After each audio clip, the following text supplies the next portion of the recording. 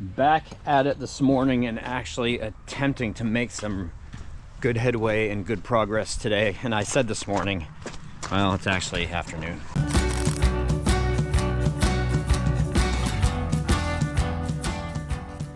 But here's what I've been able to do so far. I'm going to talk over the music here. I was able to figure out that I need to get a board and take care of this first before I start doing any of this other stuff, including all this stuff down here. So I kind of have the stuff, hold on a second. Hey Google, pause. And there we go. So I kind of have everything down here the way that I want it. There will be a board here. This will be the heat shield here, this stuff. Although I don't really need it because I took a temp reading on this the other day and it was only like 115 degrees. So, and to also, by the manufacturer, from the factory, there's plastic right here, right next to it. So I'm just doing this as a precaution. I've got that stuff there. So anyway, jump box is going to be here so that I can plug it in to there so it can constantly stay charged, always ready when I need it. It is a lead acid battery, so it's perfectly fine for it to be connected all the time. House batteries here. I want to take my little kneeling pad that I use all the time. I want to put that here because this is kind of like getting in the way and I need to find a place to put it.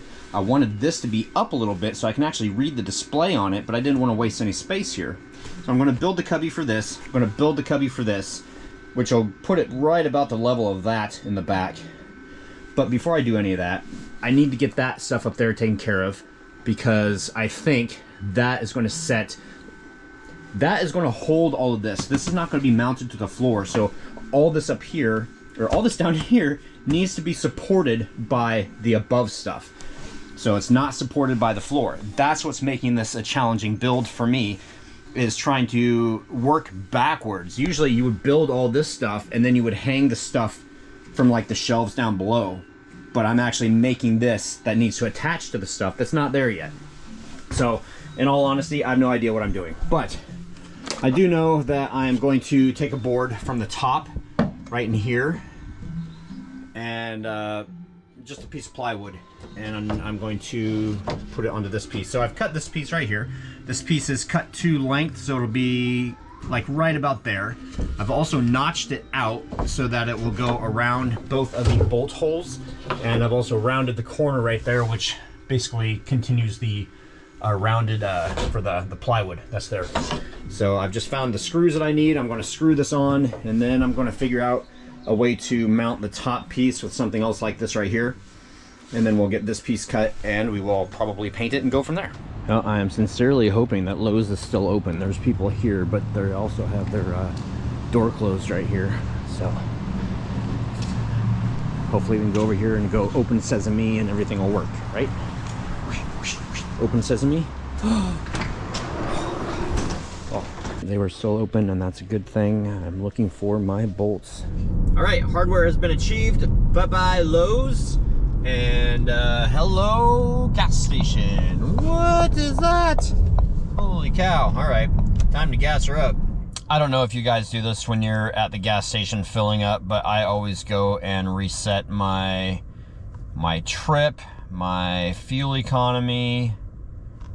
And I mean, as long as I'm filling up like the whole tank. And then also, I've got a timer, so the amount of time, it's taking me over 9 hours to drive all that on one tank. There we go. All right. I'm not sure if you guys do that or not. Well, I had to move gas pumps because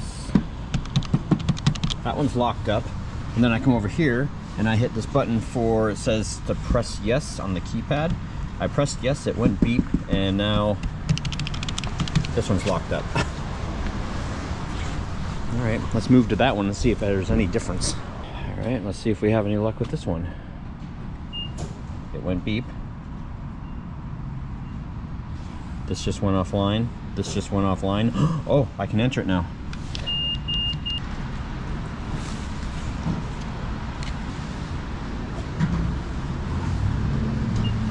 Well, I went and let them know that the those pumps were out of order, and 2 people pulled up and had the same problem that I did before she was able to get out there and put cones. Apparently they had some kind of software update a while ago, and ever since then they've been having like massive problems. So anyway, all right, let's see, back home and more van build.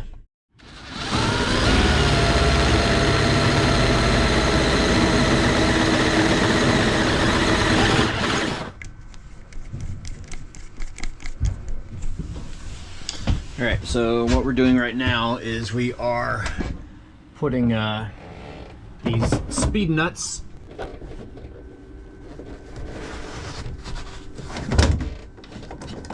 hopefully I was able to film that for you. I had the camera in my mouth. So anyway, 2 speed nuts there. We're going to put 2 here and 2 here for these additional pieces of wood right here that is going to support the piece of wood that we're eventually going to cut for up there. So the way that I do this is I take my piece of wood, I drill it. This size right here is enough for the diameter of the, where are they? The bolts to go through. Excuse me, hiccup burp.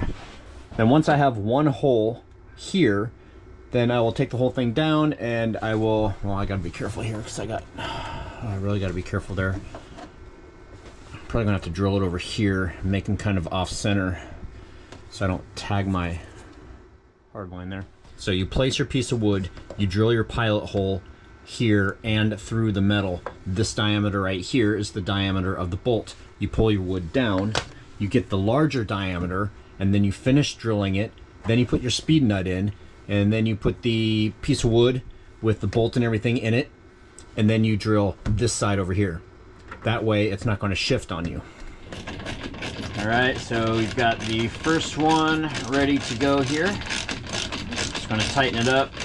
2 things I'm making sure of. I'm making sure that the bolt in the back has enough clearance so it's not poking through the top of the roof. And I'm also making sure that none of this is touching any of my electrical wires. Because, you know, that would be bad. Bad things are bad. And we are good and tight. I'm in the process of getting straightened up and everything to go in for the night. I just got through running the vacuum and it was so nice to just take the vacuum and plug it into the outlet and use it. And the power supply, the inverter, was able to handle the battery charger for the drill, my cell phone, and the vacuum cleaner itself. Gosh, I ran it for like maybe 5-6 minutes. So that was just like really nice to do that. So this is where we're at. All 4 of the mounts are in. So the next step is to cut this piece of wood right here, mount it, paint it, and then we'll continue on with everything else. I do have to get everything ready for tomorrow to make this thing mobile, make sure everything is situated, locked down, tied down. So I'm gonna have to do some rearranging of stuff down here, but aside from that, we're done for the day. I know it doesn't seem like a whole lot, but it's starting to rain. I still have tools out there that I got to pick up, and that's one of the things that really sucks. I just got through talking to Angie about it. Whenever you do a project like this, cleanup always sucks. And then I got to thinking about it. It's like, well, it's not the cleanup that sucks.